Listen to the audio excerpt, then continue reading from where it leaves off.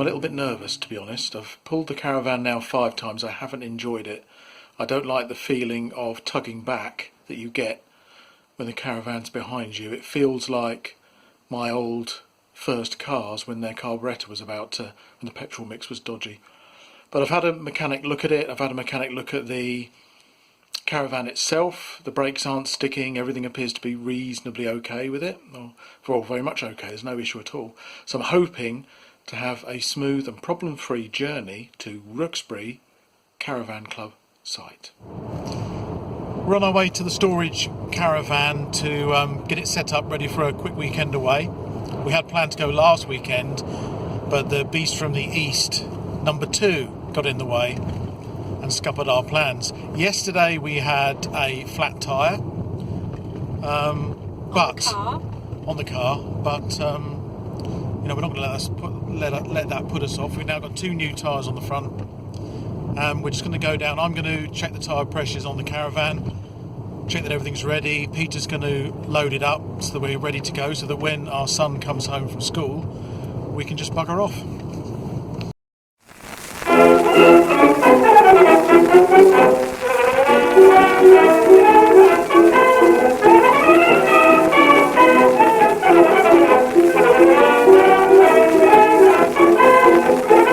Well, as you can see, we're here.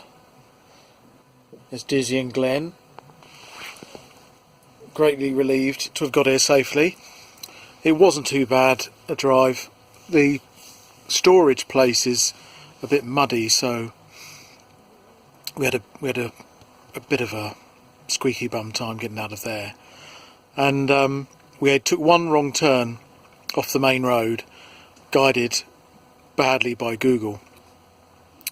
Turned left and went down a hill, and then approached a bridge that had a weight limit and passing places, and then there was a fork to the left, and the turning we were meant to take was to the right, and it went up, and I could see that it was going to be windy, so I abandoned that attempt and drove up and managed to reverse back down so I could come back to the main road.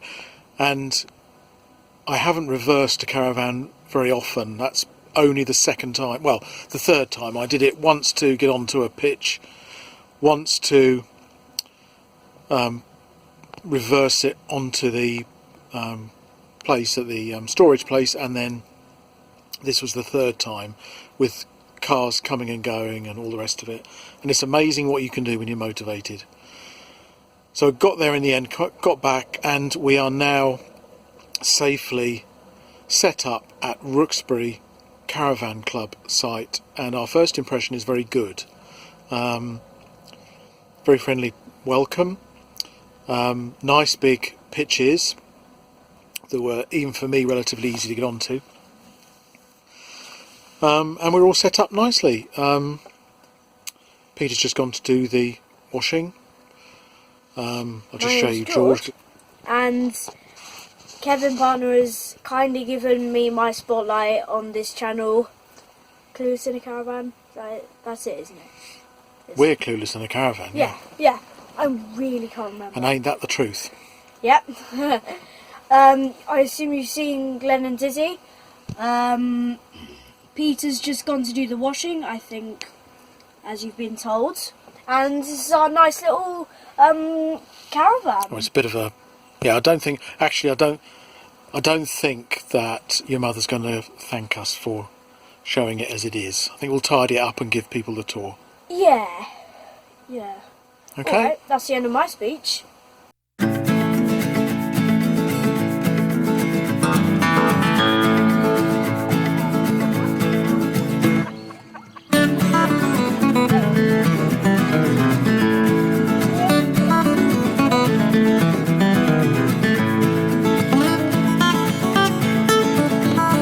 Hello and welcome to day 2 of Rookesbury Caravan Club site.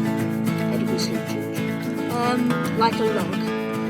Yeah, well, you Baby did. one. But unfortunately, if George slept like a log, it was the sort of log that shouts out in its sleep a lot. What? And rolls How? over What? a lot. No. What? So you woke us up several times during the night. Do I talk in my sleep? Yep.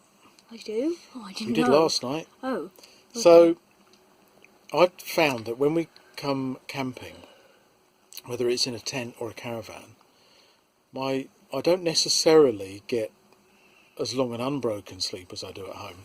But for some reason, it's a better sleep than at home. So who knows? It's a mystery. So today's adventure, George has played badminton. Yeah. With his mum outside. Peta. And we're going to go off, I think we're going to go off to the Royal Armouries this afternoon, which is a nice place, and it's free, which makes it doubly nice. But in the meantime, I'd made one discovery today for the other clueless caravanners. Did you know that underneath your caravan is wood? I had no idea. Did you? I did. You knew that, did you? Yeah. Right after you told me. We have a little bit of a damp problem in the corner, which we sort of knew about when we got it. I don't know quite what's happened, but I tried to seal it before the winter, but there's a few little gaps. So I'm going to have to reseal it, and probably at the end of the year, the year's camping, I'm going to have to take that corner out on the inside and replace the plywood. Listen to me talking about things I have no idea how to do. But today's problem was that we couldn't get the water working last night. Turned the water on, connected it all up, turned the water on in the bathroom, and all I could hear was a gurgling sound. Now, obviously I expected it to take a while because the water was drained down for the winter. And in fact I drain it down every time we go off pitch. Now then, but nothing was coming through, and then Peter discovered that it was flooding the bathroom. So I knew that something was going on behind what would you call it? The vanity unit, the sink unit in the bathroom. And when we ran the tap in the kitchen, the same thing was happening. It was leaking in the bathroom. So I was concerned that it might be getting soaking wet in there. So I took the vanity unit off, and to my pleasant surprise, all that had happened was that the hot water pipe had come away from the bottom of the hot water tap. So even though we were running the cold, it's obviously a closed loop and was spilling out and into there. So I got my screwdriver out, took the vanity unit off, put it back on. Hey presto, it worked. And one of the things I like about caravans is that they are, well, at least old caravans, can't really say anything about new ones, is that they are quite nuts and bolts. You have panels. It's basically a shell that things have been bolted into. So if you need to, you can get in there. Having congratulated myself for a job well done, I then went and turned on the tap in the kitchen to discover that it was leaking. In trying to pull the tap out, I discovered that the pipes are pulled too tight, so that as I pulled it out, the hot water pipe came off, and it took ages to get that back on again. But I think there's actually a problem with the tap itself, so we're going to have to replace that. But we do at least now have water, and we're looking forward to an enjoyable and fun afternoon going wherever we're going. George is going to get a treat because he had a good report from school. Is he getting plus on drama? So he gets to choose within limits where we go to have dinner tonight, because I'm not that generous. It has to be somewhere we can afford and somewhere that I want to eat, frankly. So we'll report back and see you later.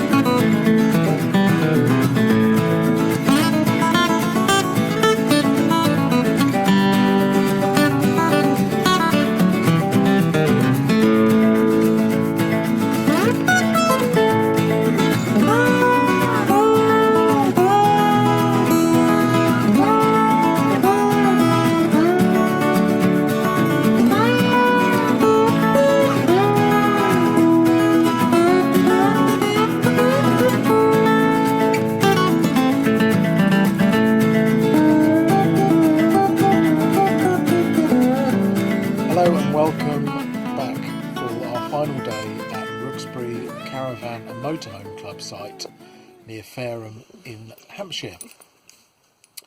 Yesterday we went to the Royal Armouries at Portsdown. It's Portsdown, isn't it? Portsdown Hill. Portsdown Hill. And we acquired... One of the forts built after the Napoleonic Wars. Palmerston forts. One of the great things about that is that not only has it got lots of interesting stuff and it's a nice place to walk around, but it's also free. So it makes for a very cost-effective day out. George, of course, spent some money. Yeah, I spent some money on this. This is a bullet, a disactivated one, or unactivated, I actually don't know, of course. And also, this canteen that clips onto your belt or trousers. And it also got this very cool army helmet, which I think I'll be wearing for the rest of this video. Yeah, which will make just because I can. Getting to school that bit safer. Yep. And then after we spent probably an hour and a half there. We have been there before, Very long time when we ago. used to live down this way, but we spent a good hour and a half there. We walked down the tunnels. Very chilly in the tunnels. Brr. We didn't all enjoy the tunnels, though I like them.